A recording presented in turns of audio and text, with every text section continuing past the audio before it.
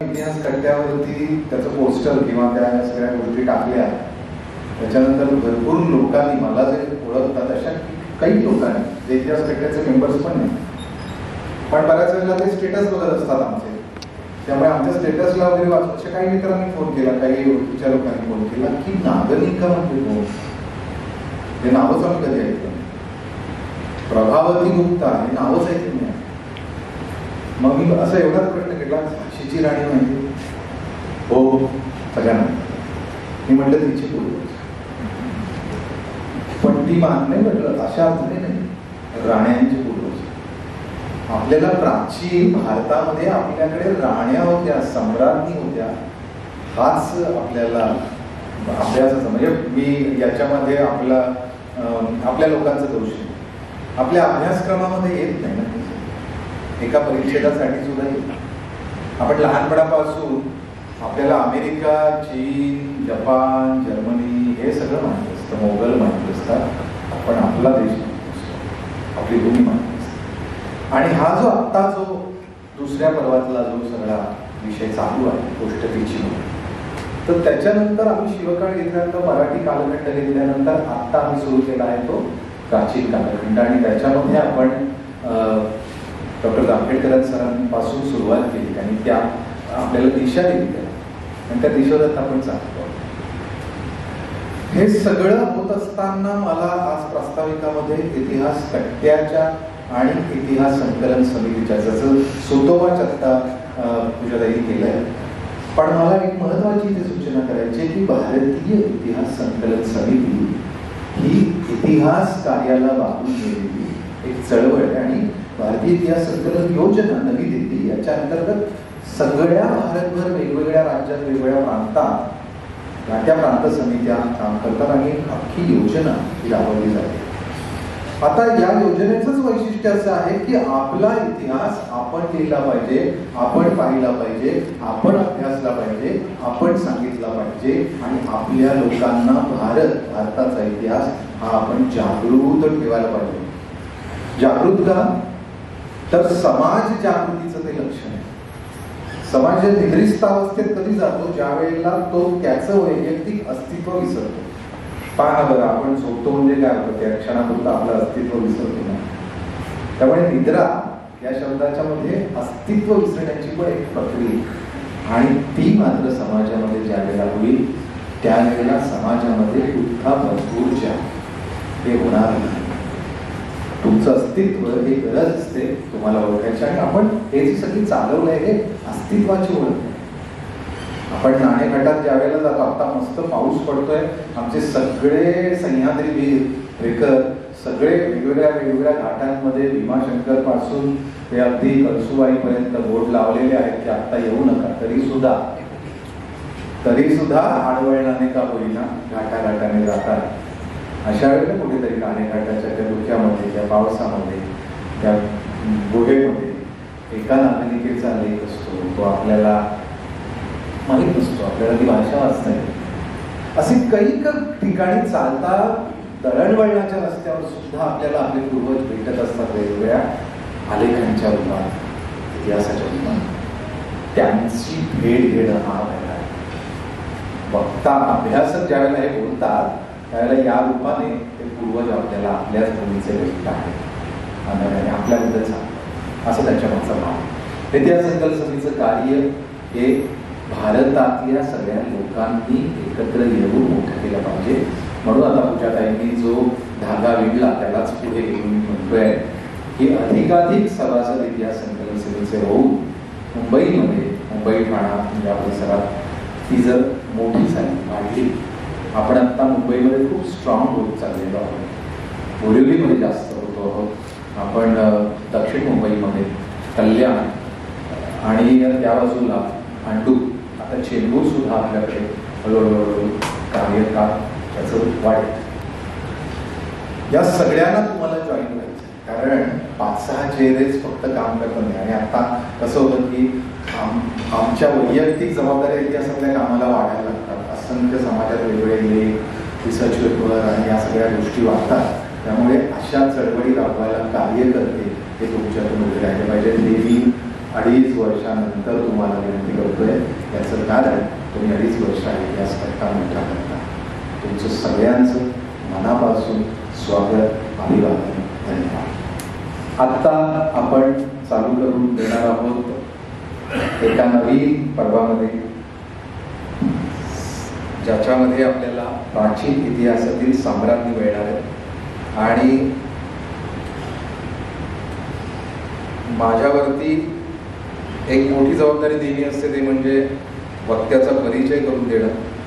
Vaishali Dapke, doctor Vaishali Dapke यांचा परिचय हा प्रदीर्घ आहे. मी तो कट्ट्याच्या ग्रुपवर टाकलेला आहे. तो तेवढा सगळ्याच्या सगळा वाचणं म्हणजे त्यांच्या बोलण्यातले 10 मिनिटं काढणं. तर ती न घेता मला फक्त एवढंच सांगायचं आहे, तुम्हाला सगळ्यांनी तो आवर्जून वाचा. कारण खरंच आपल्या समोर असलेली व्यक्ती तिने किती किती गोष्टी या केल्या आहेत. आपल्या समोर असलेली व्यक्ती तिने काय काय विषयांना गवसणी घातली. सगळ्यात पहिल्यांदा म्हणजे याच्यातली मोजक्याच गोष्टी तुम्हाला सांगणार आहे, ते म्हणजे सगळ्यात महत्वाची की त्या संस्कृत भाषेच्या अभ्यास. आता संस्कृत भाषा 27 वर्षांच्याहून अधिक कालखंड अध्यापन क्षेत्रात आहे. मुंबई विद्यापीठ आणि विद्यापीठाच्या अंतर्गत अनेक महाविद्यालयांमध्ये त्या संस्कृत विषय तर सांगतातच, पण त्याचे जर आपण लेख पाहिले तर जवळजवळ 150हून अधिक आर्टिकल्स विविध विषय संशोधन प्रबंध निर्माण केलेले आहे, निबंध लिहिलेले आहेत. भास, भवभूती, शंकराचार्य, कालिदास अशा अनेक, मी असं म्हणेन की मोठ्या मोठ्या दालनांमध्ये त्या संचार करून आले. कारण ही दालन आहे, ही ज्ञानाची दालन आहे. आणि त्यांच्यामध्ये या करून आल्या त्यांना अनेक पुरस्कार प्राप्त झालेले आहेत. मी पुन्हा पुन्हा त्यांना सांगेन की या व्यक्तीचा जो परिचय, कारण तो खूप मोठा आहे, त्याच्यामध्ये केवळ आणि केवळ त्या शिकवता आहेत, संस्कृत सांगता आहेत, त्यातला इतिहास सांगतायत, इतिहासाचा अभ्यास मांडतायत, पुराणांतर्गत किंवा काव्य जी आर्षकाव्य किंवा आधीची जी काव्य आहेत, प्राचीन काव्य, नाटकं, संस्कृत कादंबऱ्या, अशा सगळ्यांवरचा अभ्यास लोकांपर्यंत पोहोचवतात, त्याच्यावरचे पेपर लिहित आहेत. पण महत्वाचं म्हणजे त्याबरोबरच त्या सामाजिक कार्य म्हणजे समाज कार्यामध्ये हा विषय वेगवेगळ्या व्यासपीठांवरनं अशा पद्धतीचं अभ्यास आपण केला अभ्यास, पण तो सगळ्याशी सांगावे, शहाणे करून सोडावे सकळं, अशा ध्येयाने त्या पोचवतात. महत्वाचं म्हणजे एक कलाकार असल्या कारणाने मला दुसऱ्या कलाकाराचं नेहमीच कौतुक वाटतं. इतिहास अभ्यासक असतो, पण माणूस जर कलाकार असेल तर अजून मजा असते. त्यामुळे त्या स्वतः उत्कृष्ट नर्तिका आहेत. आणि दुर्गा झाली गौरी हे आपल्याला नृत्य नाटक आठवत असेल, त्यांच्यातही त्यांनी त्यांचा नृत्याचा आविष्कार केला, त्याच्या कलाकारांपैकी ती आली आहे. त्यामुळे असं व्यक्तिमत्व आपल्या समोर आज आपल्याला घेऊन येणार आहे. नागरिक आणि प्रभावती प्राचीन कालखंडातील, खरं तर 2 वेगळ्या कालखंडातील या 2 सम्राज्ञी आहेत, 2 वेगळ्या राजवंशातले या सम्राज्ञी आहेत. पण या दोन्ही सम्राज्ञी स्त्री आहेत, ती आहे. आणि इतिहासात काहीशी हरवली, कॉमन माणसाला माहीत नसेल अशी तिची गोष्ट डॉक्टर वैशाली दापके आपल्यासमोर घेऊन येणार आहेत. नागरिका आणि प्रभावती. आता माझा परिचय मोठ्याने करून दिला, पण मी काही तेवढी मोठी नाही. खरं सांगायचं तर संस्कृत हा माझा मुख्य विषय आहे. आणि संस्कृत शिकवताना मला नेहमी जाणवत असे की प्राचीन भारतीय इतिहास मी नीट शिकला नाही तर संस्कृत साहित्य शिकवताना त्याला एक पूर्णता येणार नाही. आणि या दृष्टीने कोविडच्या काळात जशा अनेक वाईट गोष्टी घडल्या तशी चांगली गोष्ट घडली की आपण ऑनलाईन ऐकायला लागलो बऱ्याच गोष्टी.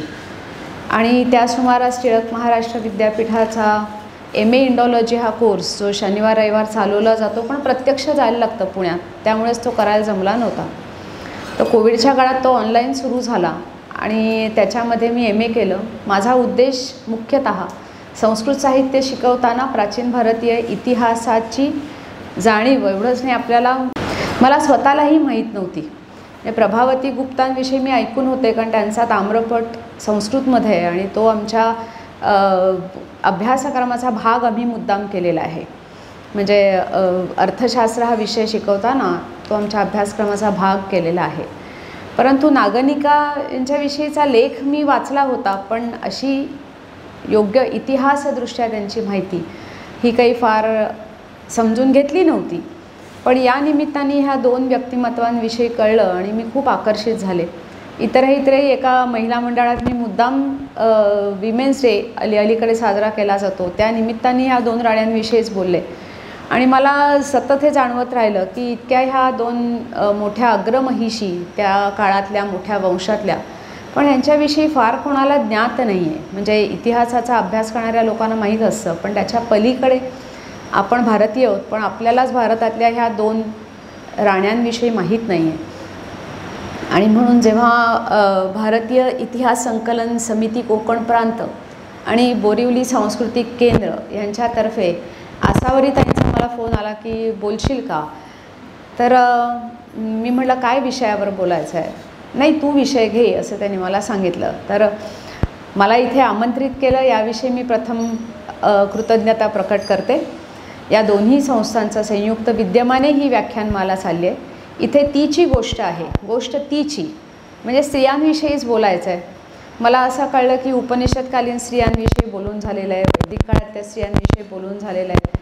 आणि मग मला असं वाटलं की बहुतेक माझी योजना ह्या दोघींविषयी बोलण्यासाठीच आहे, कारण त्याच्यानंतरच्या काळातल्या राजकीय क्षेत्रात आपल्या ठसा उमटवलेल्या ह्या 2 लखलखीत चमकणाऱ्या, म्हणजे भारताच्या इतिहासाच्या आकाशामध्ये अगदी तेजाने झळाळून उठलेल्या अशा ह्या 2 सम्राज्ञी आहेत, त्यांच्याविषयीच मी बोलावं अशी बहुतेक इच्छा दिसते. कारण नाहीतर संस्कृतचा अभ्यास आहे माझा, उपनिषद हा माझा खास अभ्यासाचा विषय आहे. त्यामुळे गार्गी, मैत्रेयी आणि सुलभा यांच्याविषयी मला बोलायला खूप आवडतंच, पण आधीच बोलून झालं असं कळलं. मग म्हटलं आपण हा विषय घेऊया. तर त्यामुळे मी इतिहासतज्ज्ञ म्हणावी अशी नाही, मी संस्कृत भाषेची मुळात अभ्यासक आहे. खूप वर्ष मी अभ्यास केला तो संस्कृतचा. इतिहास मी संस्कृतचा उपविषय किंवा संस्कृतला उपकारक विषय म्हणून शिकले. तर माझ्याकडनं थोड्या काही मागे पुढे झालं तर ती माझी चूक आहे. माझ्या शिक्षकांनी मला खूप सुंदर शिकवलेला आहे खरा हा इतिहास, पण या इतिहासाच्या प्रांगणात तशी मी नवीनच आहे. आणखीन एका गोष्टीसाठी या दोन्ही संस्थांची कृतज्ञता की विषय निवडायला त्यांनी मला स्वातंत्र्य दिलं. नाही तर मग त्यांनी दिलेल्या विषयावर मी अभ्यास करून बोलले असते किंवा मला तो जमला नसता तर मी नाही बोलू शकत असं सांगितलं असतं. पण मला स्वातंत्र्य दिलं आणि म्हणून हाच विषय निवडायचा असं मला वाटलं, कारण तीची गोष्ट असं आहे. एरवी आणखीन विषयांचा ऑप्शन्स विकल्प मला मिळाले असते. तर आपण आपल्या विषयाकडे वळूया. गोष्ट तीची नागनिका आणि प्रभावती गुप्ता ही 2 नावं काही शतकांच्या अंतराने होऊन गेलेल्या राण्यांची आहेत. भारतीय इतिहासातली ही खूप आगळीवेगळी आणि महत्त्वाची पण दुर्दैवाने विशेष ज्ञात नसलेली अशी व्यक्तिमत्व आहेत. खरं तर इतिहासात त्यांनी आपला चांगलाच ठसा उमटवलेला आहे. इतिहासाचा अभ्यास करताना इथे अभ्यासक असतील काही तर आपल्याला माहिती आहे की पुराव्यांच्या आधारे बोललं जातं. हे पुरावे प्रामुख्याने साहित्यात मिळतात किंवा शिलालेख किंवा अभिलेख, म्हणजे प्राचीन भारतीय लेख. मग ते कागदावर लिहिलेले असतील, कापडावर असतील, दगडांवर असतील किंवा ताम्रपटांसारखे धातूंवर लिहिलेले असतील. या लेखातनं इतिहासाची माहिती कळते. नाणी सापडतात भारतात विविध काळांमधली, त्यातून माहिती कळते. किंवा शिल्पांमधनं त्याच्यावर कोरलेले काही लेख असतील तर त्यांवरनं माहिती कळत असते. त्यामुळे या सगळ्याचा आधार घेऊन प्राचीन भारतातल्या व्यक्तिमत्वांविषयी, राजवंशांविषयी, त्यांच्यामध्ये होऊन गेलेले जे राजे राण्या आहेत त्यांच्याविषयी माहिती गोळा केली जात असते. या दोन्ही राण्यांविषयी बोलायचं झालं तर दुर्दैवाने साहित्यात त्यांचा निर्देश कुठेच सापडत नाही. मग साहित्यात पूर्वीच्या वंशावळी सापडतात का, तर पुराणांमध्ये आपल्याला राजांच्या वंशावळी सापडतात. पण त्या वंशावळींमध्ये राजांची नावं आहेत, राण्यांची नावं नाही दिसत. आणि त्यामुळे साहित्यामध्ये यांचा कुठेही निर्देश नाही. मग यांच्याविषयी ज्ञात कुठून झालं तर या दोन्ही राण्यांनीच कोरवून घेतलेल्या लेखांमधनं आणि त्यांच्या एखाद दुसरं जे नाणं किंवा मुद्रा मिळाले किंवा त्यांच्या मुलांनी काही वेळेला त्यांचे जे निर्देश केलेले आहेत, ह्या पहिल्या राणीच्या बाबतीत नाही, दुसऱ्या राणीच्या बाबतीत म्हणता येईल, त्याच्यावरनं त्या अत्यंत आदरणीय अशी ही व्यक्तिमत्व होती आणि ह्या कर्तृत्ववती होत्या हे आपल्याला लक्षात येतं. कालक्रमानुसार आपण बोलायचं ठरवलं तर प्रथम आपण नागनिकेच्या विषयाकडे वळूया. प्राचीन भारतात सम्राट अशोक सगळ्यांना माहीत असेल. अशोक मौर्य वंशाचा राजा आणि तो होता तोपर्यंत बऱ्याचशा भारताच्या प्रदेशावर, प्रचंड मोठ्या प्रदेशावर त्याचं राज्य होतं. अशोकानंतर मौर्य वंश खूप वेगाने लयाला गेला. मग शुंग वंश अस्तित्वात आला. शुंगांचा ऱ्हास होता होता सातवाहन नावाच्या वंशाचा उदय झालेला दिसतो इसवी सन पूर्व साधारण 50 या काळामध्ये. आता सातवाहन वंशांचा निर्देश मी म्हटल्याप्रमाणे पुराणात त्यांचा निर्देश आंध्रभृत्य या नावाने येतो. साधारण सातवाहन वंशाचा आरंभ काळ, आता प्राचीन भारतातल्या सगळ्याच राजवंशांच्या काळाविषयी भरपूर मतमतांतरं आहेत आणि खूप त्याच्यावर साधक बाधक चर्चा सातत्याने होत असते. हाच भाग संस्कृत साहित्याविषयीचा पण आहे. म्हणजे एखाद्या पुराणात निर्देश आहे, मग पुराणाचा काळ निश्चित आहे का तर नाही सांगता येत. त्यामुळे काळ आपण जेव्हा बोलतो तेव्हा साधारण इसवी सन पूर्व 500च्या सुमारास हा वंश उदयाला आला आणि सुमारे 30 राजांनी 400 ते 450 वर्ष भारतात आणि विशेषे करून महाराष्ट्र भूमीवर राज्य केलेलं आपल्याला दिसून येतं. आता यांच्याविषयीचे मुख्य पुरावे कुठले तर मी आत्ता म्हटलं तसं पुराण साहित्य प्रामुख्याने, काव्यांमध्ये विशेष निर्देश नाही आहेत, पण पुराण साहित्य, शिलालेख, नाणी आणि शिल्प यांच्यामधनं सातवाहनांचा इतिहास उलगडत जातो. पण गंमत अशी आहे की पुराण साहित्यात जी सातवाहनांची वंशावळ दिली आहे त्या राजांची नाणी विशेष सापडत नाहीत. आणि ज्यांची नाणी सापडतात त्यांची नावं पुराणांमध्ये नाहीत. त्यामुळे ह्या दोन्हीचा मेळ बसत नाही.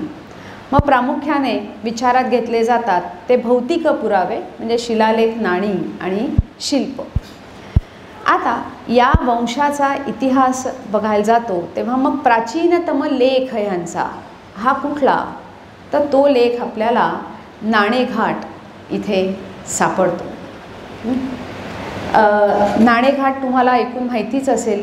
आत्ताच यांनी म्हटल्याप्रमाणे ट्रेकर्सचा अतिशय आवडता असा हा भाग आहे. अतिशय विलोभनीय असा हा घाट आहे आणि पुणे जिल्ह्यात तसा बघायला गेला तर मुंबई पुणा दोन्हीपासून जवळ आहे. एका दिवसात जाऊन येता येता हाही एक फायदा असतो. आणि जुन्नरपासनं 35 किलोमीटरवर हा आहे. भारताच्या नकाशात तिथे लाल डॉट्स दिसत तो दाखवला आहे आणि हे नाणेघाटाचं चित्र आहे. ही गुंफा आहे जिथे ही जाळी दिसते, तिथे आपण ज्या गुंफेत जिथे जो लेख कोरलेला आहे ती ही गुंफा आहे. इतक्या प्राचीन काळापासून हा घाट रस्ता हा वर्दळीचा रस्ता होता. त्याचं स्वाभाविक कारण म्हणजे याच्या एका बाजूला पश्चिम किनारपट्टीवर कल्याण, सोपारा ही बंदरं आहेत. आता इतिहास संकलन समितीच्या व्याख्यानमालेला तुम्ही आलात, सोपारा तुमच्यापासून तसं जवळ आहे आणि तुम्हाला माहीत असेल की प्राचीन भारतातलं हे अतिशय महत्त्वपूर्ण बंदर होतं.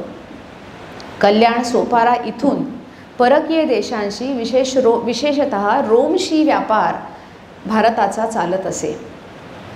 तिथून मालानी भरलेली लादलेली जहाजे इथे कल्याण बंदरात येत असत आणि तिथून मग माल हा नाणेघाटातून पुढे जुन्नर, पैठण, तेर, कोकण या ठिकाणी पोचवला जात असे. आणि बरोबर तसंच उलट की पैठण वगैरे इथून वस्तू येत असत, नाणेघाटातून कल्याणपर्यंत येऊन त्या रोमपर्यंत नेल्या जात असत. सातवाहनांच्या काळात हा व्यापार होता असं दिसून येतं.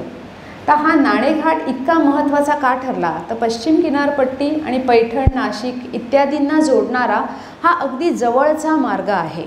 एरवी खूप लांबून वळसा घालून जायला लागेल. ह्या मार्गातनं कमीत कमी वेळात, कमीत कमी अंतरात ह्या ठिकाणं ही जोडलेली आहेत आणि म्हणून प्राचीन काळ म्हणजे सातवाहनांच्या काळापासून हा रहदारीचा रस्ता होता. व्यापारी इथूनच वर्दळ करत असत आणि म्हणून ह्या घाट रस्त्याला अतिशय महत्त्व प्राप्त झालं. आश्चर्य म्हणजे आजही खेचरांवर माल लादून कोकणातनं ह्या घाटातनं कल्याणपर्यंत येतात किंवा उलटा प्रवास हा केला जातो. म्हणजे प्राचीन भारतात जसा खुष्कीचा हा घाट अस्तित्वात होता तसा तो आजही आहे. हे वैशिष्ट्य आहे भारताचं. एक वैशिष्ट्य आहे की कितीतरी प्राचीन परंपरा थोड्याफार बदलून का होईना पण टिकून राहिलेल्या आहेत. आणि म्हणून आपल्याला त्यांचा इतिहास समजून घेताना असं वाटत नाही असं शक्य असेल का. नाही, ते शक्य होतं. आजही हे दिसून येतं. पुढचीच तर असा हा व्यापारी मार्ग होता. एक मिनिट, हा पुढचीच. अच्छा अच्छा, अलीकडची. ओके, हां. आता नाणेघाट हे नाव त्याचं कशावरनं पडलं तर इतिहासाच्या अभ्यासिका डॉक्टर शोभना गोखले विशेषतः त्यांनी या लेखांवर भरपूर काम केलेलं आहे. पुराभिलेखविद्या म्हणून त्यांचं पुस्तकही प्रसिद्ध आहे. तर त्यांनी नाणेघाटाविषयी लिहिताना म्हटलं आहे की नाणे गोळा करणारा घाट म्हणून नाणेघाट. ही नाणेघाटाची आत्ताची दिसणारी चित्र आहे. पावसाळ्यात हा असा दिसतो. एरवी थोडी त्यातली हिरवळ गेलेली असते पण हा तो घाट रस्ता.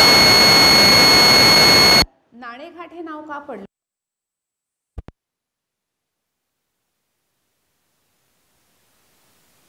ते लिहिताना नाणं शब्द कशावरून आला तर त्याविषयी त्या लिहितात की नना नावाच्या देवतेचं चित्र कुशाण नाण्यांवर असेल आणि कुशाण नाणी फार लोकप्रिय होती तेव्हा. तर त्या नना देवतेच्या नावाचं सामान्य रूप नाणे असं झालं आणि म्हणून ज्याच्यावर तिचं चित्र आहे त्याला नाणं म्हणायचं. आणि नाणी मग आपल्याकडे पण चलनात आलीच आणि म्हणून नाणं हे हा शब्द प्रचलित झाला आणि नाणे गोळा करणारा हा घाट म्हणून नाणेघाट असं त्याचं नाव पडलं. मग कोण नाणी गोळा करत होतं, कसली नाणी इथे गोळा केली जात होती ते पाहूया. जुन्नर मार्गे जेव्हा आपण नाणेघाटाकडे जायला लागतो तिथे असा एक दगडी रांजण आपल्याला दिसतो. तर हा मार्ग जे वापरणारे व्यापारी होते त्यांना इथे जकात द्यायला लागत असे. ह्या रांजणामध्ये ती गोळा केली जात असे. तर हा तो रांजण आहे आणि इथे ती नाणी गोळा केली जात असत. तेव्हाचा तो रांजण अजूनही सुदैवाने आपल्याला म्हणून दगडी आहे म्हणून तो टिकून राहिला आणि आपल्याला पाहायला मिळतो. तर हा तो जकातीचा रांजण आहे आणि इथून पलांबर पुढे गेलं की आपल्याला मानव निर्मित गुहा दिसते जिचं आपण मगाशी चित्र पाहिलं. ही मानव निर्मित आहे. आतमध्ये गुहेच्या आतमध्ये उजव्या आणि डाव्या आणि उजव्या बाजूच्या भिंतीवर लेख कोरलेला आपल्याला दिसून येतो. आपल्याला लेख कोरलेला दिसून येतो. तर असं हे त्या नाणेघाटाचं स्वरूप आहे.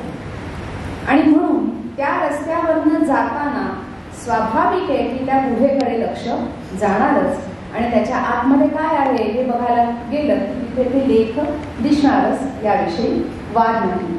त्या लेखाचा इतिहास मी नंतर सांगेन तेव्हा हे सांगेनच. हां, तत्पूर्वी आपण थोडं हा लेख ज्याने कोरवलाय तर त्या सातवाहन वंशाविषयी थोडं जाणून घेऊ. इथे पहिलं नाव दिसतंय ते सिमुक. तर सिमुक हा या वंशाचा संस्थापक असं पुराणांमध्ये सुद्धा आलेला आहे. आणि सिमुकाचा पुतळा पूर्वी नाणेघाटामध्ये होता, आता तो अस्तित्वात नाही. हा ह्यांचा मूळ संस्थापक. याच्याविषयी एक ओळ कदाचित त्या लेखामध्ये आहे परंतु नक्की ते वर्णन सिमुकाचं आहे की नाही. पुन्हा मी म्हटलं तसं की हा लेख जरी असला तरी आता खूप ठिकाणी तो त्रुटीत खंडित झालेला आहे. मधले मधले शब्द काय आहेत कळत नाहीत आणि त्यामुळे वर्णनं आहेत ती नेमकी कोणाची याविषयी मतभेद आहेत किंवा ते सांगता येत नाही. तर ह्यातला पहिला राजा हा सिमुक. कृष्ण हा त्याचा भाऊ. साधारणपणे अशी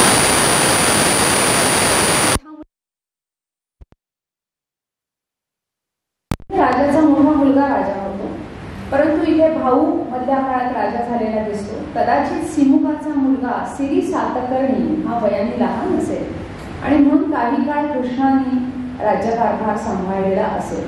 परंतु या कृष्णाचा निर्देश शिलालेखात वगैरे कुठेच येत नाही पण पुराणात त्याचा निर्देश मात्र आहे. त्याचं नाणंही सापडलं. तर असा हा कृष्ण आणि त्याच्यानंतर सिरी सातकर्णी श्री सातकर्णी हा राजा झाला.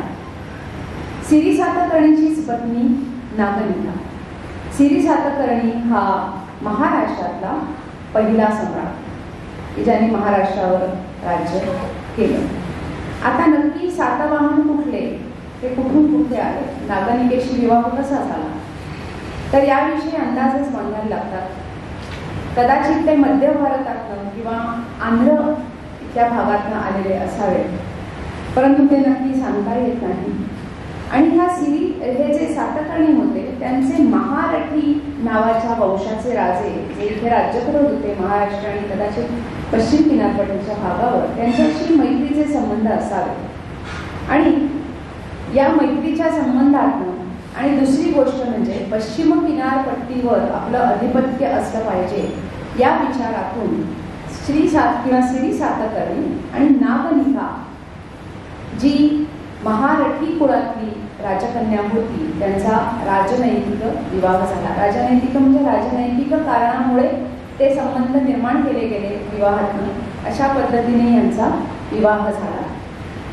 नागनिकेचे जे बहुतेक वडील असावे महारठी तृणधईर त्यांचा निर्देश शिलालेखामध्ये हा जो नाणेघाट लेख आहे त्याच्यामध्ये येतो. आणि तिथे पूर्वीचे पुतळे होते त्याच्यातला पण एक तृणधईरांचा पुतळा असावा असं दिसतं. तर हे नागनिकेचे वडील असावे असं म्हटलं जातं.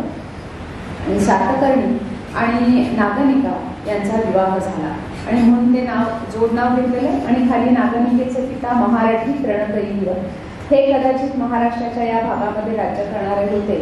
या विवाहामुळे सातकर्णींचा दबदबा त्यांचं साम्राज्य पश्चिम किनारपट्टीवर पण प्रस्थापित झालं. ते प्रस्थापित होणं का गरजेचं होतं, कारण मी आत्ताच म्हटलं पश्चिम किनारपट्टीवरली जी बंदरं आहेत तिथून पुष्कळ व्यापार वंशी होत असेल आणि तो व्यापार करता यावा या दृष्टीने किनारपट्टीचं राज्य आपल्या हातात असणं आवश्यक आहे. आणि त्या म्हणूनच हा विवाह कदाचित झाला असावा. एरवी सातवाहनांची राजधानी प्रतिष्ठान म्हणजे पैठण आजचं ही त्यांची राजधानी, ते तेव्हा मोठं शहर असावं. तर अशा रीतीने श्री सातकर्णी आणि नागनिका, तर आपण त्यांच्या आधीची जी वंशावळ आहे ती पाहतो. इथे नागनिकेचे जे पिता महारठी तृणधईर यांचं नाव मुद्दाम घातलं कारण ते उच्चार आणि ती नावं आपल्या नेहमीच्या परिचयातली नाही आहेत म्हणून तिथे घातले. आणि नागनिकेचा मुलगा वेदिश्री.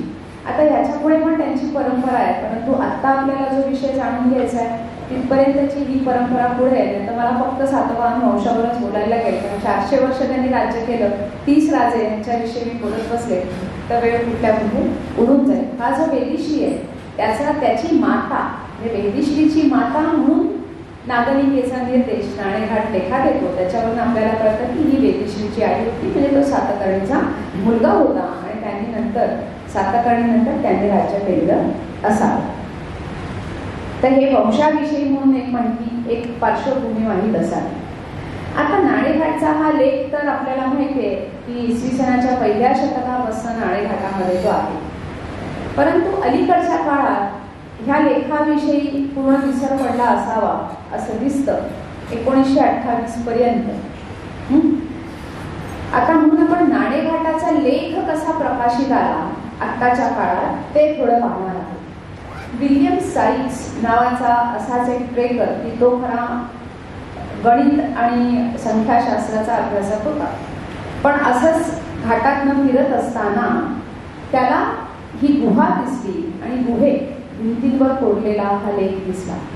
अर्थातच या लेखाची लिपी ब्राह्मी आणि भाषा प्राकृत, तेव्हा ब्राह्मी 1928 साली अजून वाचता येत नव्हती आणि त्यामुळे काय लिहिलंय हे त्याला कळलं नाही. परंतु त्यांनी आपल्या हातानेच लिहून अशी एक प्रत तयार केली. तिथे जी ही चिन्ह, ही ब्राह्मी लिपी आहे, तिथे ही जी चिन्ह दिसत होती त्याची हाताने लिहून त्यांनी प्रत तयार केली. आणि मग त्यांनी बॉम्बे लिटररी सोसायटीमध्ये 1933 साली निबंध वाचला. याला पहिल्यांदा असं वाटलं की ही गुंफा दिसते. साधारणपणे गुंफा बघितल्या गेल्या तर बहुतांशी गुंफा ह्या बौद्ध आहेत, म्हणजे हिंदू केव्स पण दिसतात जैन केव्स पण दिसतात, पण बौद्ध गुंफांची संख्या जास्त आहे. तर त्याला सुरुवातीला वाटलं की ह्या बौद्ध गुंफा आहे आणि म्हणून त्याचा पेपर हा जुन्नरच्या बौद्ध गुंफा अशा नावाचा होता, जो त्यांनी ह्या लिटररी सोसायटीत वाचला. त्यानंतर जेम्स प्रिन्सेप, की जे टांगसाळीत त्या काळी काम करत होते, नाण्यांवर अभ्यास करत होते, त्यांनी पहिल्यांदा ब्राह्मी लिपी वाचली, डिसायफर केली. आणि त्यानंतर मग हे जे ब्राह्मीतले लेख सापडले ते वाचण्याला वेग आला. आणि मग जॉर्ज बुलर यांनी अभ्यास करून या संपूर्ण लेख वाचला होताच, पण त्याचं भाषांतर त्यांनी पुन्हा साल त्यांनी तो वाचला आणि भाषांतर केलं त्याचं. पहिल्यांदा या लेखाचं भाषांतर करणं हे महत्त्वाचं होतं, ते त्यांनी केलं. त्यानंतर आपले भारतीय विद्वान पण आले, भगवानलाल इंग्रजी वगैरे, यांनी पण त्याचं अंशतः भाषांतर केलं.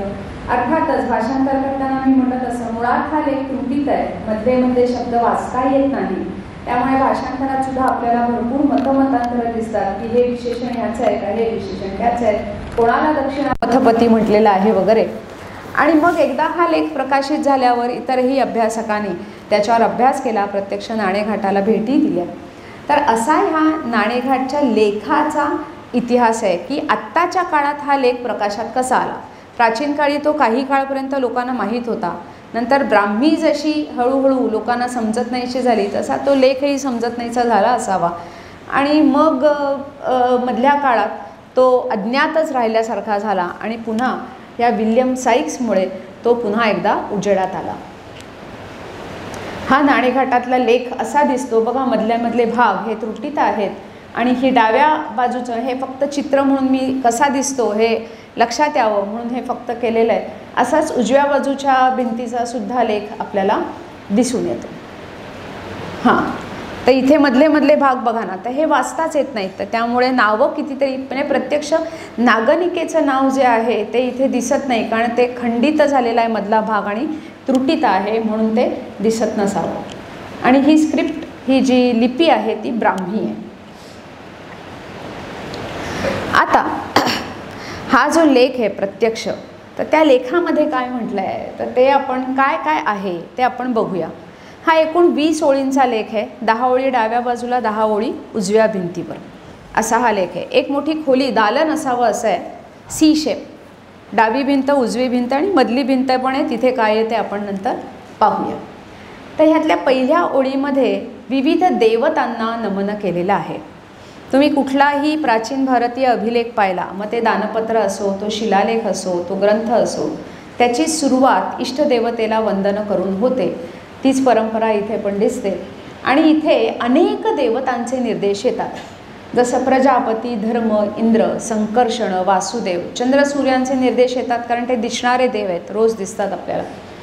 कुमार म्हणजे स्कंद, नंतर यम, कुबेर, वरुण, इंद्र, दिक्पाल यांनाही वंदन केलेलं आहे. आता ह्या देवतांची यादी का दिली, कारण ह्यांचे निर्देश महत्त्वपूर्ण आहेत. यातून कुठल्या परंपरा त्यावेळी प्रचलित होत्या किंवा त्यांचं पालन केलं जात होतं ते आपल्याला कळतं. यातला प्रजापती आणि इंद्र ह्या 2 देवता ज्या आहेत, तर या प्रामुख्याने यज्ञसंस्थेमधल्या महत्त्वाच्या देवता आहेत. प्राचीन भारतात यज्ञसंस्था पुष्कळ विकसित झाली होती, मोठमोठे यज्ञ केले जात असत. सोमयाग आणि इतर 3 यज्ञसंस्था आहेत, मिळून 21 यज्ञ, याशिवायही काही यज्ञ केले जात असत. आणि याच्यामध्ये प्रजापती आणि इंद्र ह्या देवतांना आत्यंतिक महत्त्व असतं. ह्या वैदिक देवता आहेत, वैदिक वाङ्मयात ज्यांना महत्त्व आहे त्या ह्या देवता आहेत आणि त्यांचा निर्देश इथे केलेला आहे. आणि पुढे तर यज्ञांचा पण निर्देश आहे. त्यामुळे यज्ञसंस्थेचं प्राबल्य किंवा यज्ञसंस्था अजूनही तिथे चालू होती, यज्ञ केले जात होते हे दिसून येतं. आणि याही वैदिक देवतांचं महत्त्व या यज्ञांमुळे होतं हेही आपल्याला लक्षात येतं. दुसऱ्या 2 देवता ज्या आपलं लक्ष आकर्षून घेतात त्या म्हणजे संकर्षण आणि वासुदेव. पांचरात्र नावाचं तत्त्वज्ञान आहे, महाभारतात आपल्याला पाहायला मिळतं. त्याच्यामध्ये संकर्षण, वासुदेव, प्रद्युम्न आणि अनिरुद्ध या 4 महत्त्वाच्या देवता किंवा त्यांना व्यूह म्हणतात ते मानले जातात. त्यातल्या संकर्षण आणि वासुदेव यांचा इथे निर्देश आहे. तर याचा अर्थ पांचरत्न देवता यांचाही पूजन किंवा यांच्याविषयी आदर इथे व्यक्त केलेला आहे. पुढे वासुदेव पंथाचा महाराष्ट्रात प्रसार झाला. संकर्षण ही देवता त्या मानाने मागे पडली असं आपल्याला दिसतं. आणि या पांचरात्र देवतांचा निर्देश असलेला हा प्राचीनतम लेख आहे. त्यामुळे ह्याचं महत्त्व आहे. तर पहिल्या 2 ओळीत देवतांना ह्या वेगवेगळ्या नमन केलेलं आहे. दुसरी ते चौथी ओळ याच्यामध्ये सातवाहन आणि महारथी राजांचं वर्णन उत्तमोत्तम विशेषणांसहित केलेलं आहे. सिमुख राजाचं बहुतेक ते सिमुख राजाचं वर्णन आहे. पहिलं वर्णन आहे ते शूर वीर अप्रतिहत चक्र. याचा अर्थ काय, तर ज्याच्या रथाच्या चक्रांना अटकावं नाही, कुणीही त्यांना अडवू शकतील असं सामर्थ्य कोणात नाही, म्हणजे ज्यांचे रथ चहू बाजूंना जाऊ शकतात. याचा अर्थ चक्रवर्तीत्व या राजांचं दिसून येतं. अप्रतिहत चक्र. दक्षिणापथपती म्हणजे दक्षिणापथ म्हणजे दक्षिणेकडचा जो भारत, तर त्याचा पती, त्याचा स्वामी. समुद्र वलयांकित पृथ्वीचा प्रथम वीर अशी विशेषणं आपल्याला दिसतात. आता यापैकी या नावं जी आहेत याच्यापैकी श्री सातकर्णी आणि तृणकैर महारथी अंगीय कुलवर्धन असं त्याला म्हटलेलं आहे. त्याचं नाव आपल्याला लेखात वाचता येतं. पण आहे कसं की या काही नावांनंतर विशेषणं आहेत, काहींच्या आधी आहेत. त्यामुळे नेमकी ही विशेषणं कशी कोणासाठी योजलेली आहेत त्याविषयी विद्वानांमध्ये पुष्कळ मतभेद आहेत. शोभना गोखले म्हणतात की सातकर्णीचं वर्णनच केलेलं आहे, दक्षिणापथपती आणि समुद्र वलयांकित पृथ्वीचा वीर. समुद्र वलयांकित म्हणजे समुद्राने वेढलेल्या पृथ्वीचा प्रथम वीर म्हटलेलं आहे. म्हणजे प्रथम याचा अर्थ पहिला दुसरा अशा अर्थी नसेल कदाचित, सर्वश्रेष्ठ वीर असाही त्याचा अर्थ असू शकेल. तर ही त्यांची विशेषणं योजलेली आहेत. याच्यावरनं सातवाहन राजांचं शौर्य पराक्रम आणि त्यांनी किती बराच भूभाग आपल्या अंमलाखाली आणला असावा असं दिसतं. समुद्र वलयांकित म्हणतात तेव्हा पश्चिम किनारपट्टी ही पण त्यांच्या हातामध्ये असावी असं आपण म्हणू शकतो. सातवाहनांचा व्यापार हा अशा रीतीने रोमशी होत होता ह्याचे काही पुरावे आहेत का, तर आपल्याला या जुन्नरच्या आजूबाजूच्या ज्या बौद्ध गुंफा आहेत तर तिथे आपल्याला व्यापाऱ्यांचे निर्देश केलेले दिसतात. पेरिप्लस ऑफ अरेथ्रियन सी नावाचं एक प्रवासवृत्त त्या काळात लिहिलं गेलेलं आहे. त्याचा लेखक अनामिक आहे. आता मराठीत त्याचा अनुवाद उपलब्ध आहे बरं का, आत्ताच प्रकाशित झाला आहे. तर कोणाला इंटरेस्ट असेल तर वाचू शकता. माझ्या हातात आलेला नाही आहे पण मलाही वाचायचं आहे. तर त्याच्यामध्ये सातकर्णीचा ह्या सातकर्णीचा उल्लेख त्याच्यामध्ये आहे. त्याच्यात कल्याण बंदराचा उल्लेख आहे. कोणता माल आयात निर्यात केला जात होता त्यांच्या याद्या आहेत. रोमन नाण्यांचा निर्देश आहे. मुख्य म्हणजे सातकर्णींचा निर्देश आहे कल्याण बंदराच्या संबंधात. तर याच्यावरून सातवाहनांच्या काळात हा व्यापार होत होता याच्यासाठी हा पुरावा आहे. इतिहास पाहतोय म्हणून हा पुरावा देणं आवश्यकच आहे, म्हणून मी याचा मुद्दाम निर्देश केला. तर ह्या लेखातली 2री ते 4थी ओळ हे सगळी विशेषणं त्या राजांची योजलेली आपल्याला दिसून येतात.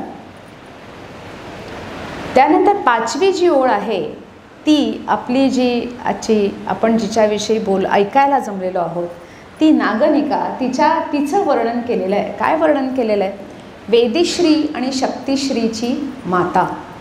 हा उल्लेख अर्थातच गौरवपूर्ण आहे.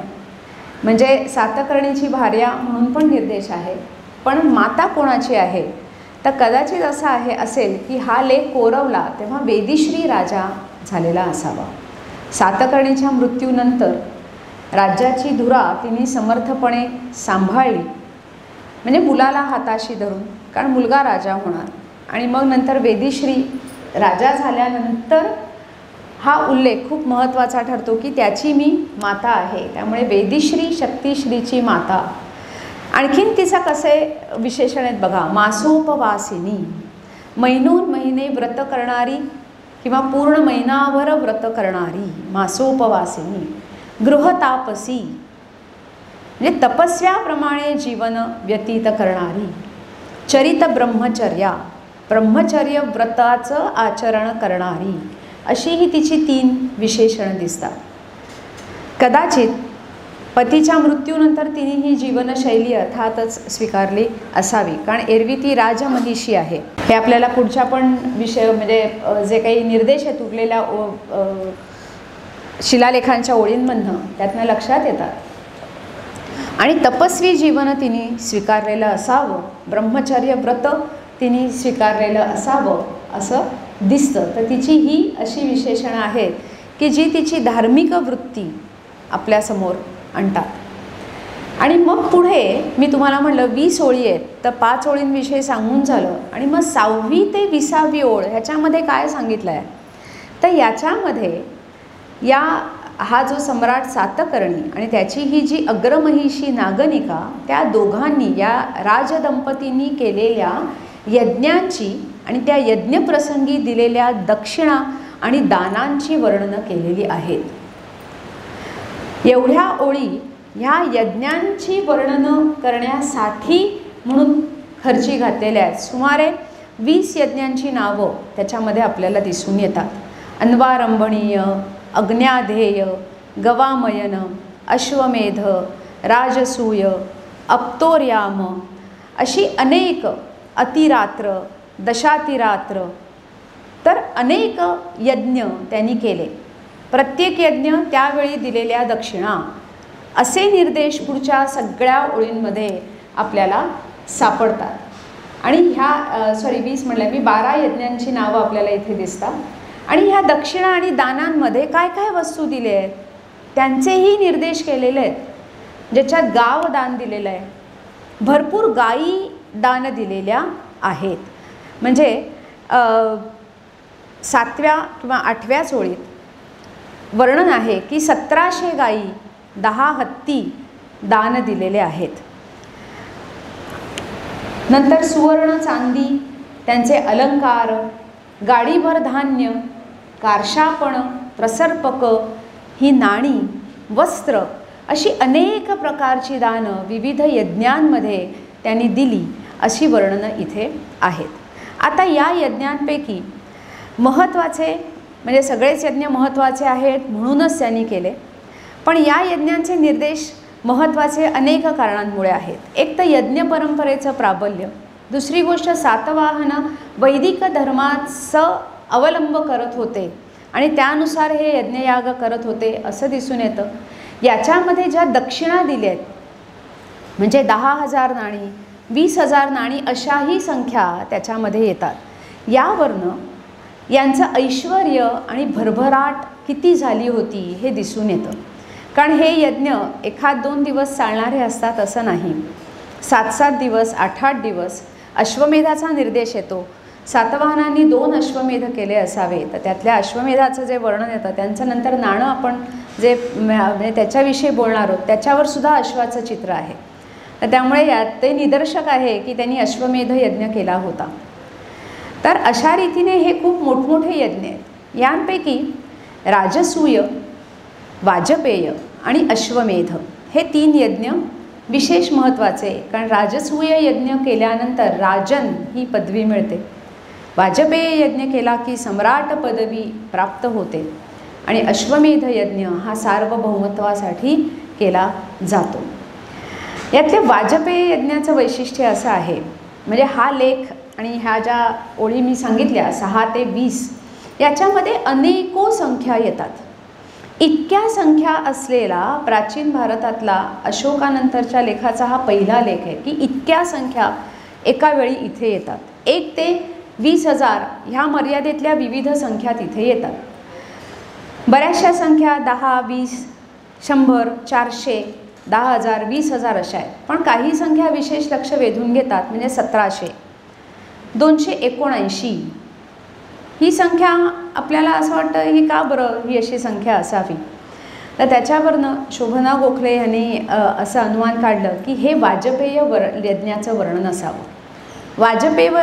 वाजपेय नावाच्या यज्ञात सगळ्या गोष्टी 17 म्हणजे 17 आकड्याला खूप महत्त्व आहे.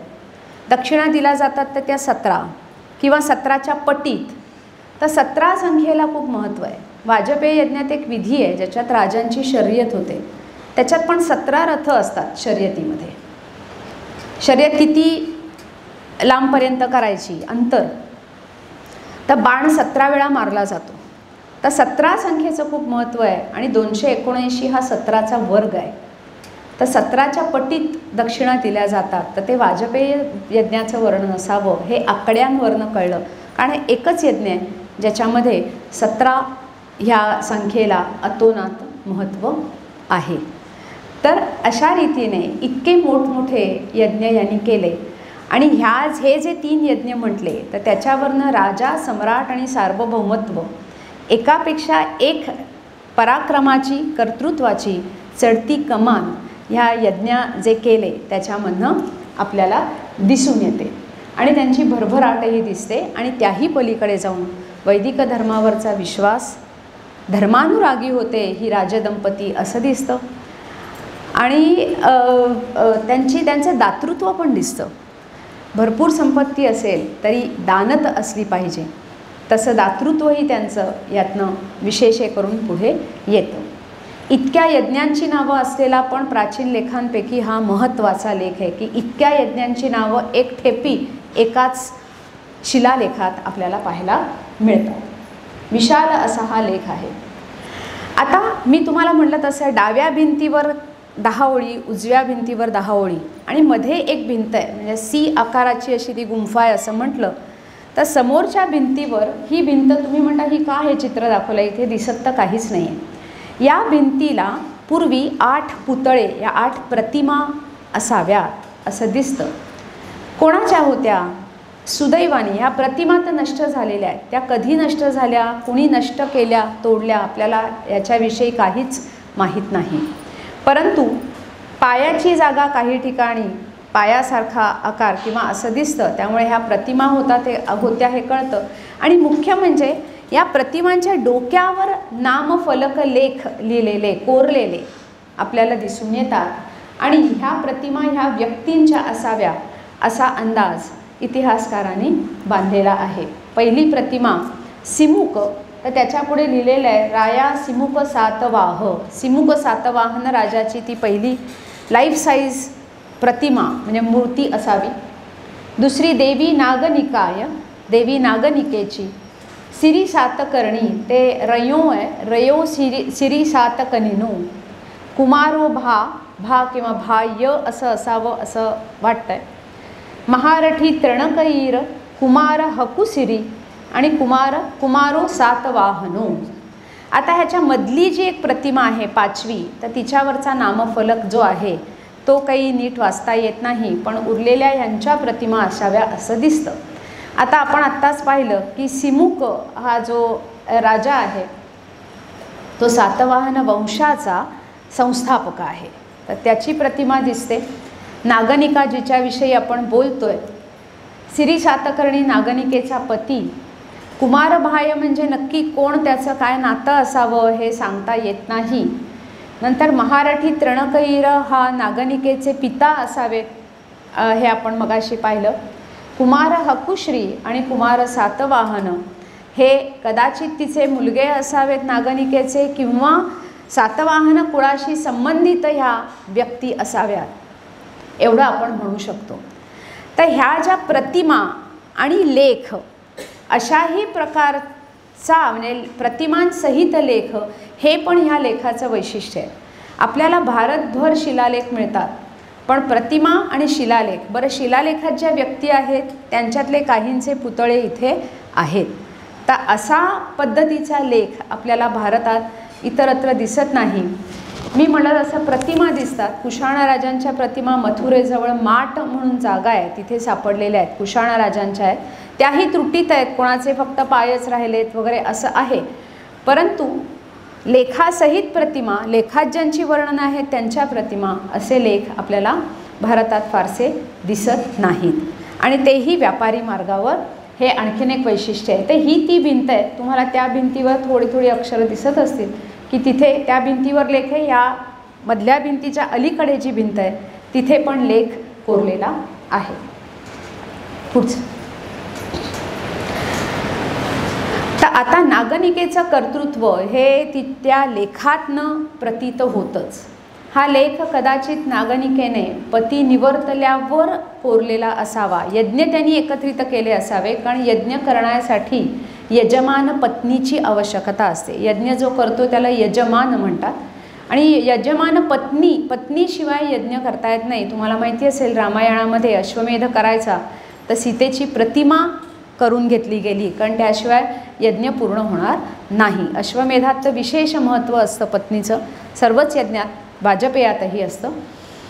तर हे यज्ञ त्यांनी एकत्रित केले असावे. परंतु शक्यता अशी आहे की नागनिकेने हा लेख सातकर्णीच्या मृत्यूनंतर कोरवून घेतलेला असावा. तर या लेखातनं तिचं अलौकिकत्व, तिचं कर्तृत्व हे दिसूनच येतं. पण तिच्या अलौकिकत्वाचा आणखीन एक सज्जड पुरावा म्हणजे तिचं सापडलेलं नाणं. मते नावाच्या एका व्यक्तींना कुकडी नदीमध्ये चांदीचं एक नाणं सापडलं. ते हे नाणं आहे आणि या नाण्यावर नागनिकेचं नाव आहे. रयो सिरिसतो म्हणजे राजा सातकर्णी आणि श्री नागनिका या असे शब्द कोरवलेले आहेत. नाण्याची जी ही सुलटी बाजू आहे, 2 बाजू, सुलट्या बाजूवर ही नावं आहेत. उलट्या बाजूला डाव्या बाजूला खाली याच बाजूला एका साईडला अश्वाचं चित्र आहे. तर हे नाणं कदाचित अश्वमेध यज्ञाच्या वेळी पाडलेलं असावं. मी आत्ताच म्हटलं तसं अश्वमेध हा खूप मोठा यज्ञ आहे की ज्यामुळे राजाचं सार्वभौमत्व सिद्ध होतं आणि म्हणून अश्वमेध करणं ही फार मोठी प्रतिष्ठेची गोष्ट होती. पुढे आपण वाकाटक कुळातही बघू तर तिथे प्रवरसेन तिथेही राजाने हे अश्वमेध यज्ञ केलेला आपल्याला 4 अश्वमेध केले असा निर्देश एका लेखात त्याच्या आहे असं आपल्याला दिसतं. तर हे नाणं त्यावेळी पाडलं असावं असं आपल्याला दिसतं. इतकंच नाही तर हे नाणं यज्ञप्रसंगी याची दक्षिणा दिली असावी असं शोभना गोखलेंचं म्हणणं आहे. आता नाण्यावर नाव असलेली ही पुन्हा एकदा भारतातली पहिली राणी की जिचं नाण्यावर पतीच्या नावासहित नाव कोरलं गेलेलं आहे. स्वतःचं नाणं असलेली पण पहिली स्त्री आणि पतीसह नाव जोड नाणं, संयुक्त नाणं म्हणतात ह्याला. तर हे संयुक्त नाणं असलेली सुद्धा ही पहिली राणी आहे. तर कितीतरी गोष्टीत तिचं हे पहिलं असणं हे उठून दिसणारं आहे. हे धातू ह्याचा चांदी आहे आणि वजन 6.6 ग्रॅम असं ह्याचं वजन आहे. हे नाणं मिळाल्यामुळे आणखीन तिच्या कर्तृत्वाच्या आलेखामध्ये एक भर पडली असं म्हणायला हरकत नाही. तर हा जो सातवाहनांचा लेख, मुळात हा लेख कोरवून घेणं हे पण एक दूरदृष्टी आणि कर्तृत्वाचा भाग आहे. आपल्याकडे पुष्कळ गोष्टी दगडात कोरल्यामुळे टिकून राहिलेल्या आहेत.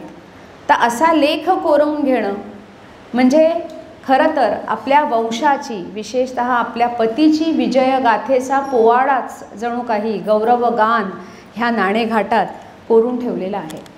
आता मुद्दा असा आहे की सातवाहनांचं राज्य मोठं होतं, मग नाणेघाटाचीच निवड लेख कोरण्यासाठी का केली?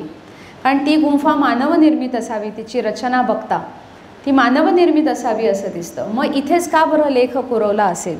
तर स्वाभाविक आहे की हा घाट रस्ता होता, भरपूर वर्दळीचा रस्ता होता.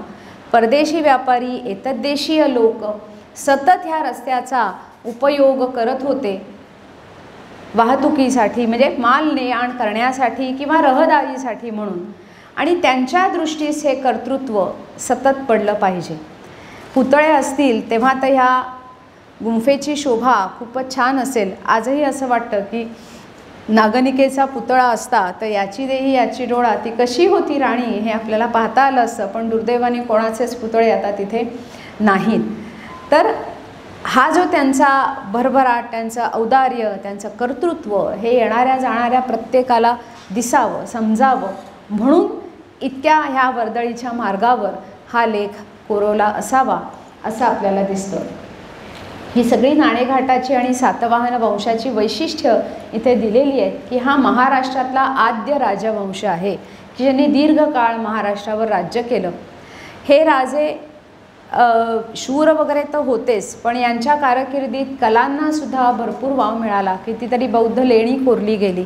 हे सहिष्णू होते, ते वैदिक धर्मानुयायी होते, तरी त्यांनी बौद्ध लेण्यांनासुद्धा किंवा अशाही गोष्टींनाही, याही धर्मांना उदार आश्रय दिला असावा असंही आपल्याला दिसून येतं. या सातवाहन राजातलाच हाल सातवाहन यांनी गाथा सप्तशती नावाचा ग्रंथ लिहिला असं म्हणतात, परंतु तो विविध गाथांचं संकलन आहे की ज्याच्यात विविध राजांच्या, स्त्री म्हणजे कवयित्रींच्या सुद्धा श्लोक किंवा छोट्या छोट्या कविता आपल्याला पाहायला मिळतात. त्या थोडक्यात काय की अशा रीतीने सहिष्णू, उदार मतवादी, कला विद्या यांना आश्रय देणारे आणि त्याबरोबरीने शूर असलेले, दूरदृष्टी असलेले, म्हणून तर त्यांनी व्यापार इतका वाढवला असे हे राजे होते. आणि हा महाराष्ट्रातला आद्य राजवंश हा आपल्यासाठी ही गोष्ट अभिमानाची आहे हे लक्षात घेतलं पाहिजे.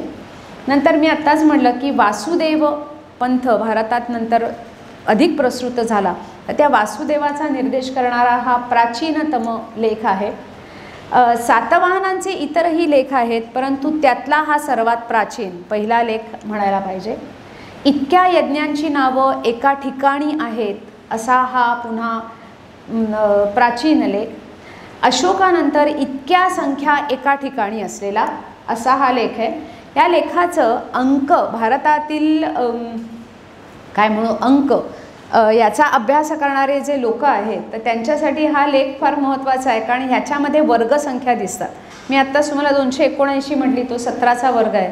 100 संख्या येते, 400 संख्या येते, 10,000 संख्या येते.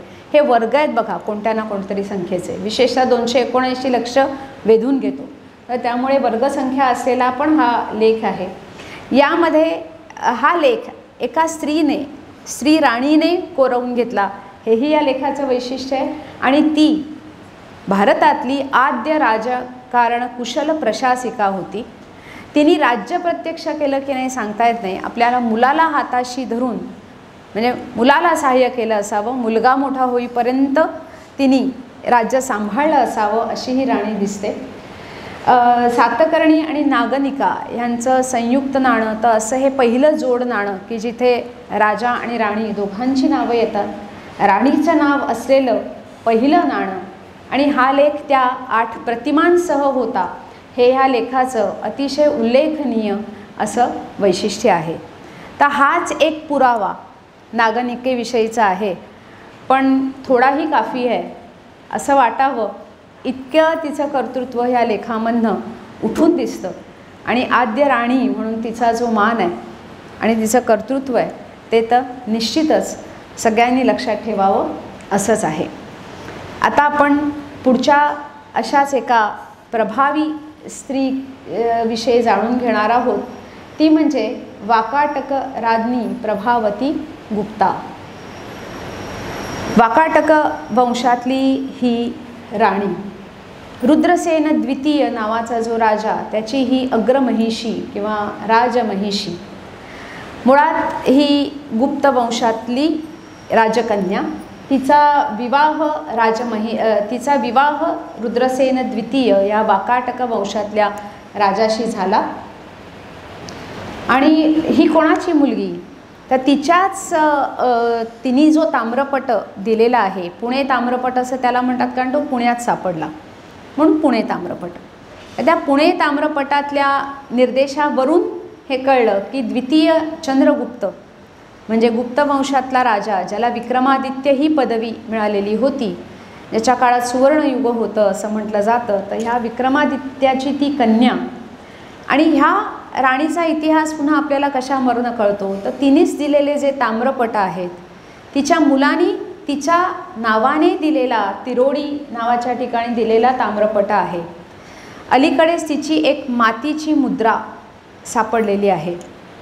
आणि शिल्पांमधनं आपल्याला तिच्याविषयीचा जो काही अल्प इतिहास आहे तो ज्ञात होतो. तर अशी ही महत्त्वाची राज्ञी प्रभावती गुप्ता, तिच्याविषयी आपण जाणून घेऊ. थोडा वाकाटका वंशांविषयीची माहिती. यांचा काळ साधारण 250 ते 525 असा मानला गेलेला आहे. पुन्हा मी म्हटलं तसं की सगळ्याच वंशांच्या काळाविषयी मतभेद दिसतात, पण साधारणपणे हा त्यांचा काळ दिसतो. विंध्य शक्ती हा या वाकाटक राजांचा संस्थापक हे विष्णुवृद्ध गोत्री ब्राह्मण राजे होते असं म्हटलं जातं. आणि ह्यातला एक राजा सोडला तर बाकी सगळे शैव पंथीय होते, शिवभक्त असे हे राजे होते. महाराष्ट्रात विशेषतः विदर्भामध्ये यांची राजधानी आपल्याला दिसून येते.